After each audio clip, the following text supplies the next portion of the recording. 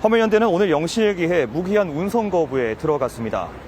화물연대는 오전 10시 전국 16개 지역본부별로 출정식을 열었습니다. 이후 수도권 물류의 거점인 경기 의왕 컨테이너 기지를 포함해 부산 신안과 전남 광양해양 등의 출입구를 막을 것이라고 밝혔습니다.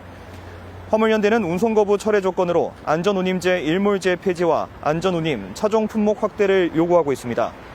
가장 쟁점이 되는 건 안전운임제입니다. 안전운임제는 안전운임보다 낮은 운임을 지급할 경우 화주에게 과태료를 부과하는 제도입니다. 화물연대는 지난 6월 운송거부 철회 당시 안전운임제 지속에 대해 논의하기로 정부와 합의했지만 별다른 진전이 없어 다시 운송거부에 들어간다고 밝혔습니다. 네, 그렇군요.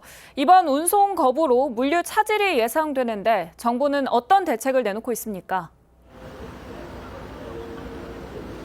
네, 이번 운송 거부에 참여하는 화물연대 조합원은 전체 화물기사의 6% 정도입니다. 하지만 컨테이너와 시멘트, 화물차의 비중이 높아서 운송 거부가 장기화될 경우 물류 피해가 우려되는 상황입니다. 이에 정부는 물류 피해 최소화를 위한 대책 마련에 나섰습니다. 비상수송대책본부를 구성하고 군 위탁 컨테이너와 자가용 화물차 유상 운송 등을 통해 화물 수송력을 증강할 예정입니다. 이어 항만과 내륙 컨테이너 기지, 고속도로 요금소, 휴게소 등 중요 물류 거점에 경찰력을 사전 배치해 불법행위 방지에 나섭니다. 또 정상 운행하는 차주에게는 고속도로 통행료 면제 등 혜택을 제공합니다. 네, 앞서 오늘 오전 정부가 화물연대 운송 거부와 관련된 대국민 담화문을 발표했었죠. 네, 그렇습니다. 원희룡 국토교통부 장관은 조금 전 11시 정부 서울청사에서 대국민 담화를 발표했습니다.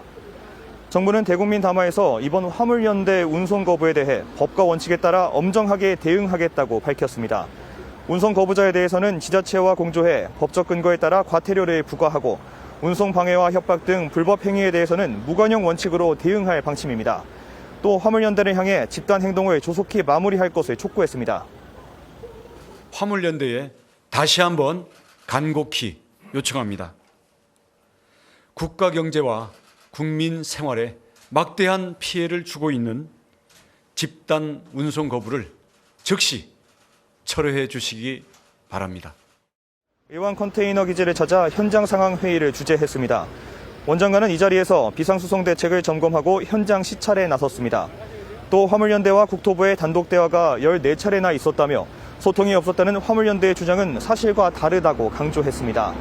이어 화물연대 집단 운송 거부가 장기화될 경우 업무 개시 명령을 내리겠다고 밝혔습니다. 지금까지 의왕 1 컨테이너 기지에서 KTV 윤현석입니다.